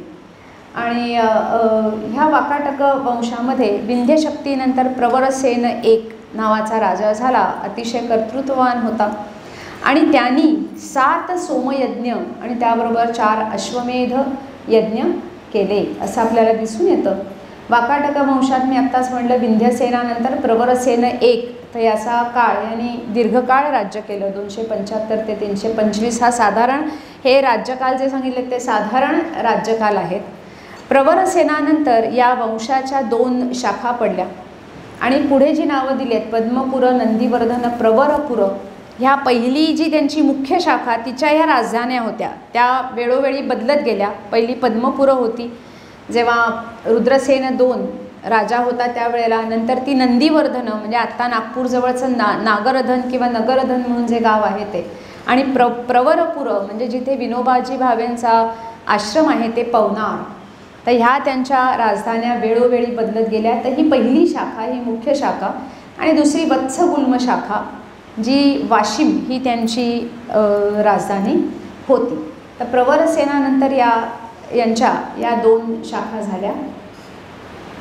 वाकाटक वंशाची मुख्य शाखा, तर त्यामध्ये आपल्याला असं दिसतं की प्रवरसेनानंतर या शाखेमध्ये गौतमीपुत्र म्हणून राजा झाला. पण हा बहुतेक अल्पजीवी असावा, फार काळ त्यामुळे त्यांनी राज्य केल्यासारखं दिसत नाही. आणि त्याचा मुलगा रुद्रसेन हा नंतर राज्यावर आला. त्यांनी नागवंशातल्या राजकन्येशी त्याचा विवाह झाला आणि त्यामुळे कदाचित भवनाग म्हणून जो राजा ज्याच्या कन्येशी ह्या रुद्रसेनाचा विवाह झाला तर त्याला मुलगा नसावा. त्यामुळे रुद्रसेनाला आजोळची सुद्धा राज्यसंपत्ती मिळाली असावी असं दिसतं. त्यानंतरचा राजा पृथ्वीशेन याचे लेख वगैरे सापडत नाहीत, परंतु इतर लेखांमध्ये याचा निर्देश येतो. साधारणपणे ताम्रपट ह्यांचे बरेच सापडतात. तर ह्या ताम्रपटांमध्ये वंशावळ दिली जाते आपल्या वंशात होऊन गेलेल्या राजांची. तर पुष्कळदा ह्या ताम्रपटांमध्ये प्रवरसेन 1 पासनं वंशावळ दिसते, त्याच्यात पृथ्वीशेणाचा निर्देश येतो. त्यामुळे हा राजा निश्चितच होता आणि त्यांच्या वंशावळीमध्ये सुद्धा कुठल्या क्रमाने त्याचं नाव येतं हेही आपल्याला त्याच्यामधनं कळतं. आणि ह्या पृथ्वीशेणाचा मुलगा रुद्रसेन द्वितीय, या रुद्रसेन द्वितीयाचा गुप्त सम्राट चंद्रगुप्त याची मुलगी जी प्रभावती गुप्ता हिच्याशी विवाह झाला. आपल्याला असं दिसतं पृथ्वीशेणापर्यंतचे राजे आहेत ते शिवभक्त होते. खरं सांगायचं तर सगळेच वाकाटक शैवभक्त. यातला मधला जो रुद्रसेन प्रथम आहे तो तर शिवाचं जे उग्ररूप भैरव त्याचा भक्त होता. तो आपल्याला परमभैरव वगैरे अशा परमभैरव भक्त वगैरे म्हणून घेतो किंवा ह्यांच्या पदव्या पण आपल्याला अशा असतात. आपण पुढे नंतर ताम्रपटाचा एक थोडासा भाग पाहू तेव्हा आपल्याला कळेल. तर पृथ्वीशेणापर्यंत राजे हे शैव असलेले दिसून येतात. रुद्रसेन मात्र विष्णुभक्त आहे. विष्णूच्या कृपेने आपलं राज्य आपण स्थापन केलं किंवा मिळालं असं तो म्हणतो. आता ह्याच्यामध्ये मुद्दा असा आहे की प्रभावती गुप्ता हिचं माहेर म्हणजे सगळे गुप्त राजे हे वैष्णव, ते स्वतःला परम वैष्णव किंवा ती स्वतःलाही भगवत भक्ता, अत्यंत भगवत भक्ता असं विशेषण तिने स्वतःला ताम्रपटात लावलेलं दिसतं की विष्णूची अत्यंत दृढ उपासक असं ती स्वतःला म्हणते. सगळे राजे, बरेचसे राजे गुप्त वंशातले आपल्याला वैष्णव दिसतात आणि वाकाटका राजे हे शैव आहेत. फक्त रुद्रसेन हा वैष्णव आहे असं म्हटलं जातं. कदाचित प्रभावती गुप्ताच्या प्रभावामुळे त्यांनी वैष्णवतो झाला असावा. तर इतकं प्रभावशाली असं तिचं व्यक्तिमत्व होतं असं आपल्याला दिसतं. आता यांचा थोडक्यात इतिहास आपण बघू की रुद्रसेनानी सुद्धा एक साधारण 10 वर्ष राज्य केलं असावं, परंतु त्याचाही मृत्यू लवकर झाला असावा. आणि त्यानंतर राज्याची धुरा आता कोणाकडे? कारण रुद्रसेन आणि प्रभावती यांची 3ही मुलं राज्य सांभाळण्यासाठी तेवढी सज्ञान नव्हती, वयाने लहान असावी. आणि म्हणून आपल्या मुलांच्या वतीने राजप्रतिनिधी, रिजंट क्वीन किंवा डॉवेजर क्वीन म्हणतात, म्हणजे विधवा राणी, पण मुलाच्या वतीनं तिने राज्यकारभार सांभाळला. यांची 3 मुलं, दिवाकरसेन. रुद्रसेनाचा कारकीर्द आपल्याला दिसते की जेमतेम 10 वर्ष त्यांनी राज्य केलेलं दिसतं. त्यानंतर दिवाकरसेनानी हा त्यांचा मोठा मुलगा 410पर्यंत राज्य केलं, परंतु हाही मुलगा अल्पजीवी ठरला. आणि त्यानंतर दुसरा मुलगा दामोदरसेन हा राज्यावर आला, परंतु तोही फार काळ जगला नसावा. आणि म्हणून तिसरा मुलगा प्रवरसेन हा राजा झाला. आधी एक प्रवरसेन होऊन गेलेला आहे, तो प्रवरसेन प्रथम, हा प्रवरसेन द्वितीय. हा अतिशय कर्तृत्ववान राजा होता आणि 455पर्यंत दीर्घ काळ यांनी राज्य केलं. परंतु दिवाकरसेन म्हणजे ताम्रपट, पुणे ताम्रपट जो आहे तो मिळाला, तर त्याच्यात दिवाकरसेन जननी असं ती लिहिते स्वतःला, म्हणजे म्हणून अशी तिने स्वतःला विशेषण वापरलेलं आहे. याचा अर्थ तेव्हा दिवाकरसेन याला म्हणजे तो राजा म्हणून असावा, पण त्याच्या वतीनं राजप्रतिनिधी म्हणून ही राज्याची धुरा सांभाळत असावी असं आपल्याला दिसून येतं. कदाचित दिवाकरसेनानंतर दामोदराच्या बाबतीतही असं झालं असेल. मुळात हे 3 मुलगे होते की 2? काहींच्या मते दिवाकरसेन आणि प्रवरसेन हे एकच, तर काहींच्या मते हे 3 वेगवेगळे मुलगे होते. पण काही असो, नंतर प्रवरसेनाकडे राज्य आलं आणि त्यांनी मात्र समर्थपणे ते राज्य सांभाळलं. आता आपण प्रभावती, राजप्रतिनिधी प्रभावती गुप्ता हिच्याविषयी आपण जेव्हा जाणून घेतो तेव्हा असं दिसतं की कदाचित रुद्रसेन द्वितीयाशी जो तिचा विवाह झाला तो देखील राजनैतिक उद्देशाने झाला असावा. त्या काळात भारतात शकांचं राज्य होतं. समुद्रगुप्ताने दिग्विजयामध्ये दक्षिणेकडचा पूर्व किनाऱ्यावरचा बराच भाग आपल्या अंमलाखाली आणला होता म्हणा, आणि पश्चिम किनाऱ्यावर त्या भागामध्ये विदर्भामध्ये वगैरे वाकाटकांचं राज्य होतं. आणि या दोन्ही राज्यांना मिळून शकांचं राज्य होतं. तर शकांना जर पराभूत करायचं असेल तर वाकाटकांचंही सहाय्य लागणार, अशा काही विचारातनं हा राजनैतिक विवाह झाला असावा. आणि विक्रमादित्यांनी शकांना भारतातनं हाकलून दिलं. शकारी असं विशेषण म्हणून त्याच्यासाठी वापरलं जातं, शकांचा शत्रू, की ज्यांनी, आणि त्याच्यानंतरच त्यांनी विक्रमादित्य ही उपाधी घेतली असावी. उज्जैन ही दुसरी राजधानी मग त्यांनी नंतर निर्माण केली. पण तेव्हा वाकाटकांशी संबंध जोडले गेले ते ह्या राजनैतिक विवाहातनं. परंतु रुद्रसेन द्वितीयाचा अकाली मृत्यू झाला आणि मग नंतर राजपुत्रांच्या वतीनं प्रभावती गुप्तानं आपलं राज्य सांभाळलं. आपल्या मुलीला सहाय्य करण्यासाठी त्या काळी तिचे जे वडील की जे फार मोठे सम्राट होते चंद्रगुप्त, त्यांनी काही सचिव तिच्या मदतीसाठी पाठवले होते. आणि मिराशी यांनी लिहिलेलं आहे की त्या सचिवांपैकी एक कालिदास हा संस्कृत वाङ्मयाचा श्रेष्ठ कवी असावा. तो विदर्भात आला आणि तिथेच आपल्याला माहिती आहे की मेघदूताची रचना त्यांनी केली असावी. कालिदासाला पाठवलं कारण हिची मुलं पण लहान होती, तर त्यांना राजनीती आणि इतर गोष्टी शिकवणं आणि याचबरोबर प्रभावतीला सहाय्य करणं राजकारभारामध्ये, या उद्देशाने ही काही सचिव मंडळी आलेली असावीत. आणि त्यांची जी तेव्हाची राजधानी नगरधन ती रामटेक हे जे नागपूरजवळचा भाग आहे त्याच्यापासनं 3 किलोमीटर अंतरावर वगैरे आहे. आणि त्यामुळे त्या आपल्याला माहिती आहे की आता मेघदूतातला जो रामगिरी, तुम्हाला माहीत असेल मेघदूताची थोडक्यात कथा की यक्षाची कथा आहे. त्या यक्षाला विरह झालेला आहे, शापामुळे तो स्वर्गातनं एकदम रामगिरीवर येऊन पडला आहे आणि त्याला स्वर्गात आपल्या पत्नीला संदेश पाठवायला काहीही साधन नाही आहे आणि म्हणून त्या रामगिरीवर तो राहतो आहे. तर त्या रामगिरीचा जो निर्देश येतो ते आजचं रामटेक असावं आणि कालिदासाने त्यावेळी कदाचित ते काव्य लिहिलं असावं असं म्हटलं जातं. इतकंच नाही तर प्रभावती गुप्ताचा जो तिसरा मुलगा प्रवरसेन त्यांनी पण रावणवहो सेतुबंध नावाचं काव्य लिहिलेलं आणि त्याच्यावरही कालिदासाच्या शैलीचा किंवा कालिदासाचा प्रभाव असावा, इतर कवींनी सुद्धा या काव्याचा गौरव केला, इतकं हे चांगलं काव्य आहे. तर अशा रीतीने त्या काळात प्रभावती गुप्तानी या सहाय्यकांच्या मदतीने, तिला भावानेही सहाय्य, वडिलांनी सहाय्य केलं असावं, भावानी सहाय्य केलं असावं, पण तिने राज्यकारभार सांभाळून ठेवला, मुलांच्या वतीने राज्य केलं. आणि आणखीन एक महत्त्वाची गोष्ट अशी दिसते की ती रामाची उपासक असावी प्रभावती गुप्त.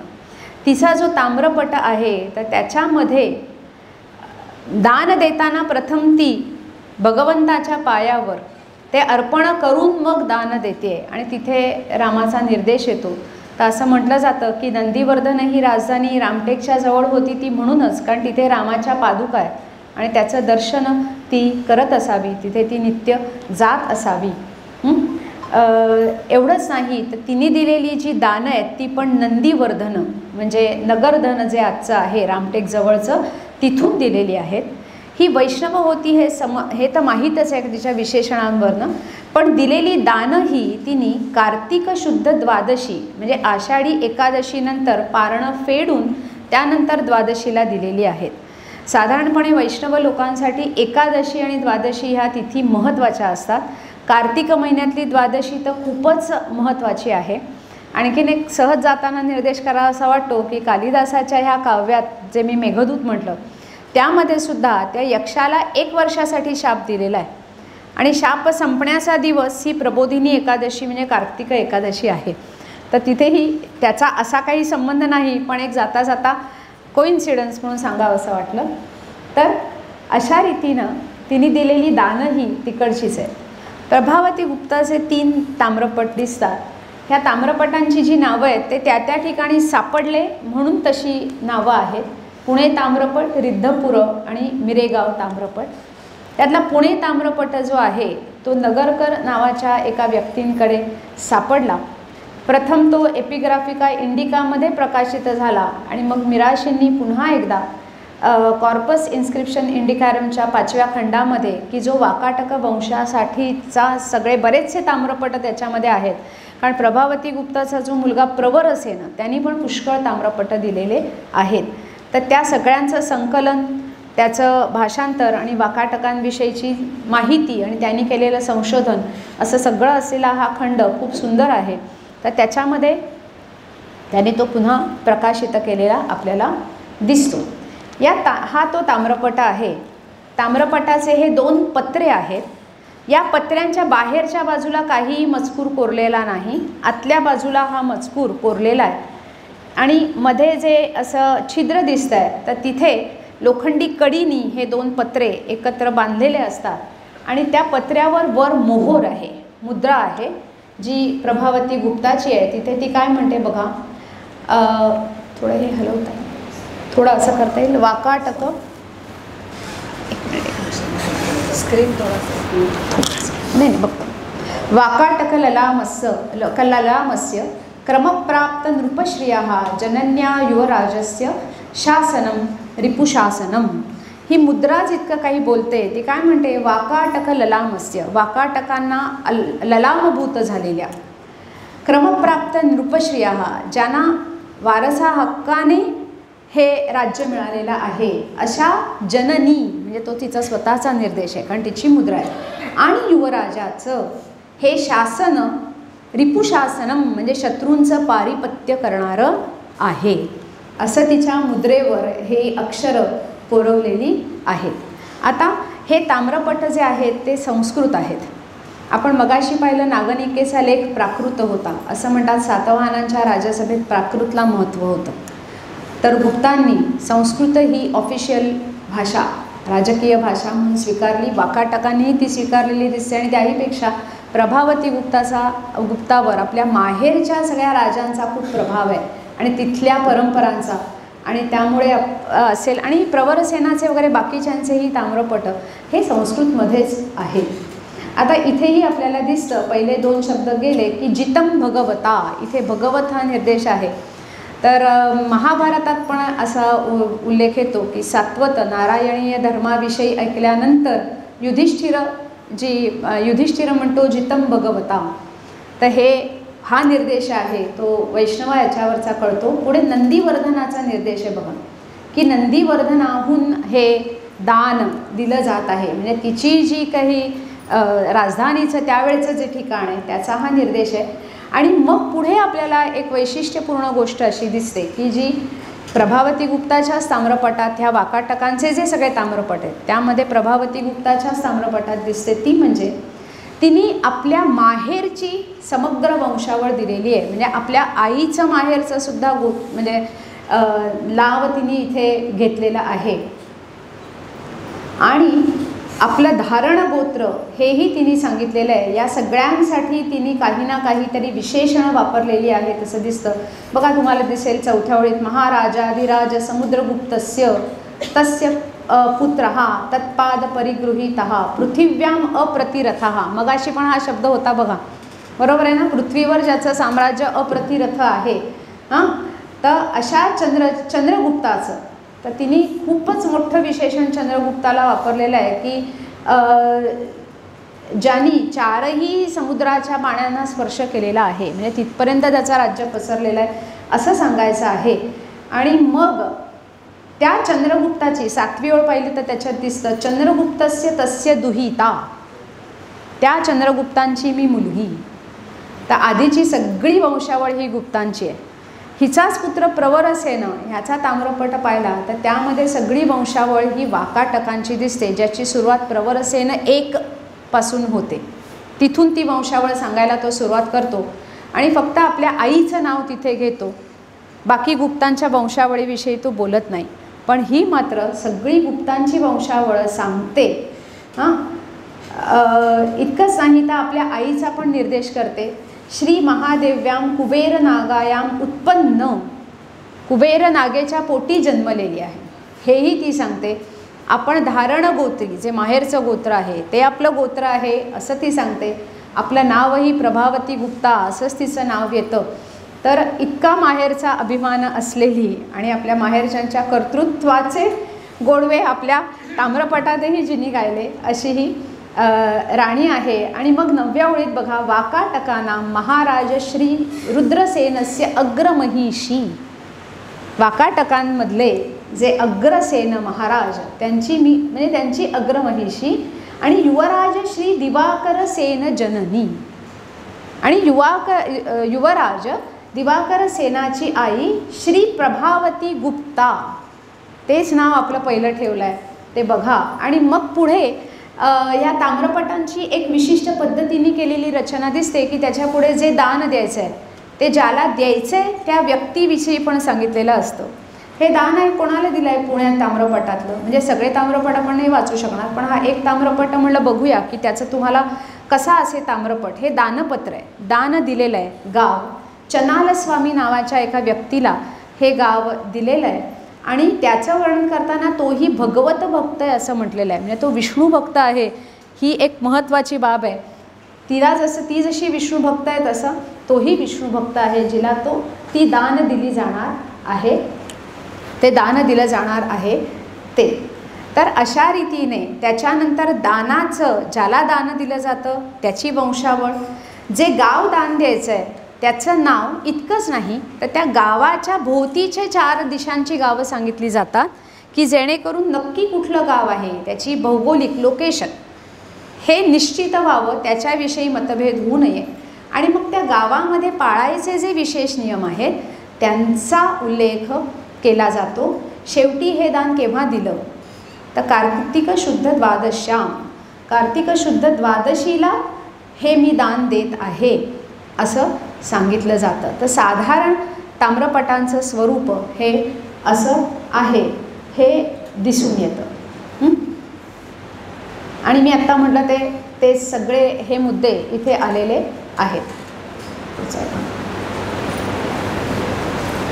हां, आता रिद्धपूर आणि मिरेगाव ताम्रपटातला पण साधारण मजकूर तोच आहे. अर्थात जे गाव दान दिलं आहे किंवा ज्या व्यक्तीला दिलं आहे ती नावं बदलणार आहेत, पण त्या गावात किंवा तिथे पाळायचे नियम म्हणजे आपण म्हणतो ना पूर्वी एक टेम्पलेट तयार केली जाते एखाद्या विशिष्ट पत्राची, तशी ही टेम्पलेटच असल्यासारखं आहे की त्याच पद्धतीने त्यातले मजकूर आणि नियमावली दान दिलेल्या गावासंबंधी आपल्याला दिसून येते. फक्त मजकूर बदलतात ते कुठले, तर गावाचा जे आहे ते ज्याला दान दिलं जातं त्याच्याविषयीचे ते बदलले जातात. आता ही जी 2 दानं तिने दिली आहेत, रिद्धपूर आणि मिरेगाव, ती प्रवरसेनाची राजवट सुरू असताना दिलेली आहे. हे एक वैशिष्ट्य आहे की हे दान केव्हा दिलं, तर त्या राजाचा जो शासनकाल म्हणजे तो राज्यावर आल्यापासनंच्या कितव्या वर्षी दिलं गेलं हे सांगितलं जातं. तसं हे 2 ताम्रपट प्रवरसेनाच्या राज्यकाळाच्या 19व्या वर्षी, पुन्हा बघा तिथी तीच आहे, कार्तिक शुद्ध द्वितीयेला नंदीवर्धन इथून रामस्वामींना अर्पण करून, रामस्वामी म्हणजे रामाच्या पादुका आहेत रामटेकमध्ये, तर रामाची भक्त असावी, तर त्या रामस्वामींना अर्पण करून मी हे दान देत आहे असं ती म्हणते. नंतर प्रवरसेनाने सुद्धा आईला पुण्य मिळावं म्हणून त्याच्या 23व्या राज्यवर्षी तिरोडी नावाच्या ठिकाणून दान दिलेलं दिसतं. हे दान मात्र प्रवरपुर ही त्यांची जी राजधानी, जी प्रवरसेनानीच स्थापन केली, तिथून दिलेलं आहे असं आपल्याला दिसतं. पुढचा हां, आता आणखीन काही गोष्टी सांगायच्या, ही मुद्रेकडे आपण नंतर बोलूया. तर प्रवरपुराला गेल्यानंतर रामस्वामींचं मंदिर तर आता नगरधनला राहिलं, ते लांब राहिलं. तर पवनारला सुद्धा एक राम मंदिर आणि त्याचे अवशेष सापडलेले आहेत. तर असं म्हणणं आहे की आपल्या आईला रामाचं दर्शन व्हावं म्हणून प्रवरसेनाने ते मंदिर बांधून घेतलं असावं. प्रवरसेनाने आपल्या आईला पुण्य मिळावं म्हणून पण तिरोडीहून दान दिलेलं दिसतं. इतकंच नाही, आईच्या मृत्यूनंतर रामटेकला नृसिंह मंदिर बांधलेलं आहे आणि प्रभावती गुप्ताची अनामिक कन्या आणि प्रवरसेनाने मिळून ते मंदिर आईच्या स्मरणार्थ बांधलेलं आहे. तिथे स्वामी प्रभावती गुप्ता असं निर्देश त्यांनी आपल्या आईचा केलेला आपल्याला दिसून येतो. तर प्रवरसेनाच्या मनातसुद्धा आईविषयी भरपूर आदर असावा हे त्याच्या ह्या सगळ्या कृतींवरनं दिसून येतं.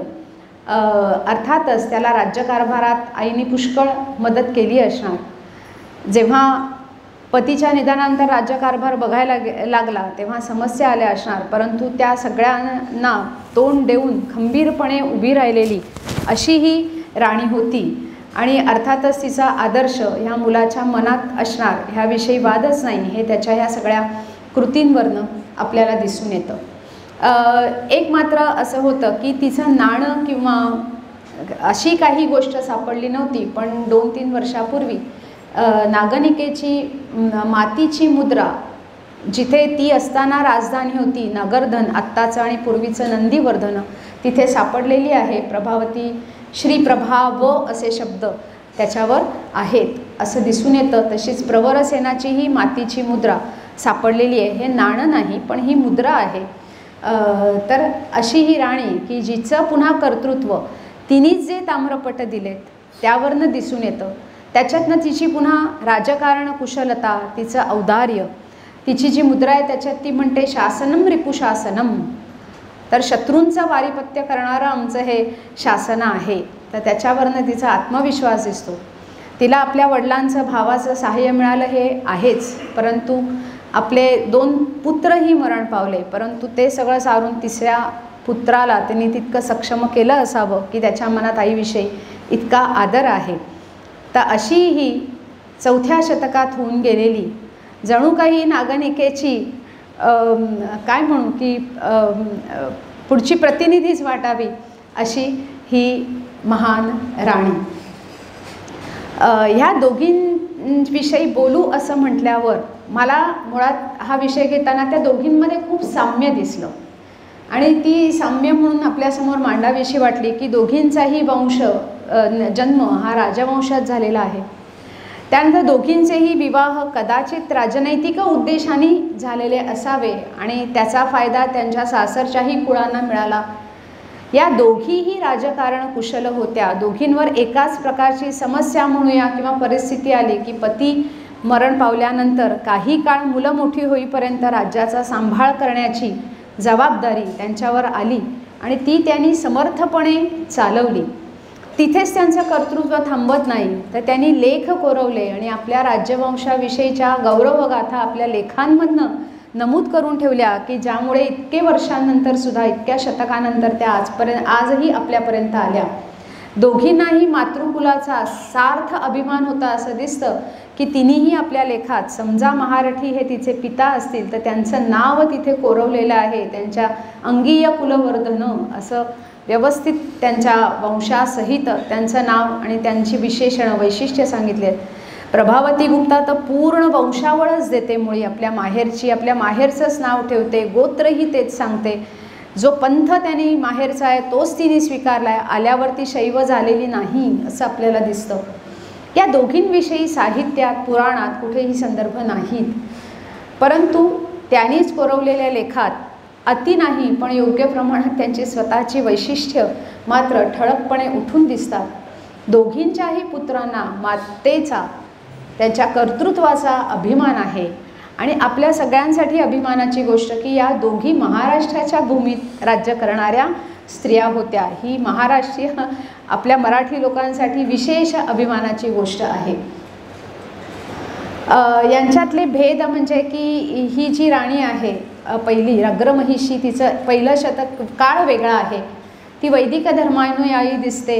इथे वैष्णव अर्थात तिन्हीही वासुदेवाचा निर्देश केलेला आहे. हिचे जोड नाणं आहे तर तिची मृण्मय मुद्रा आहे आणि नागनिकाचा लेख प्राकृतात आहे. प्रभावती गुप्ताचा लेख हा संस्कृतात आहे. प्रभावती गुप्ताच्या लेखांमध्ये आपल्याला काळ कळतो, म्हणजे निदान राजाचा कुठला राज्य शासन हातात घेतल्यापासूनचा कुठला काळ आहे हे आपल्याला कळतं. दुर्दैवाने सातवाहनांच्या लेखामध्ये काळाचा निर्देश नाही. तो जर असता तर या लेखाचं महत्त्व अजूनच वाढलं असतं, कारण त्यांचा काळ निश्चित व्हायला मदत झाली असती. कारण पुणे ताम्रपट जेव्हा मिळाला तेव्हा इतिहासात फार मोठी भर पडली, कारण वाकाटकांचा काळ निश्चित होत नव्हता. आणि गुप्तांशी त्यांचे संबंध जेव्हा कळले की प्रभावती गुप्ता ही चंद्रगुप्त द्वितीयाची कन्या आहे हे कळल्यानंतर वाकाटकांचा काळ निश्चित करायला या पुणे ताम्रपटाची खूप मदत झाली.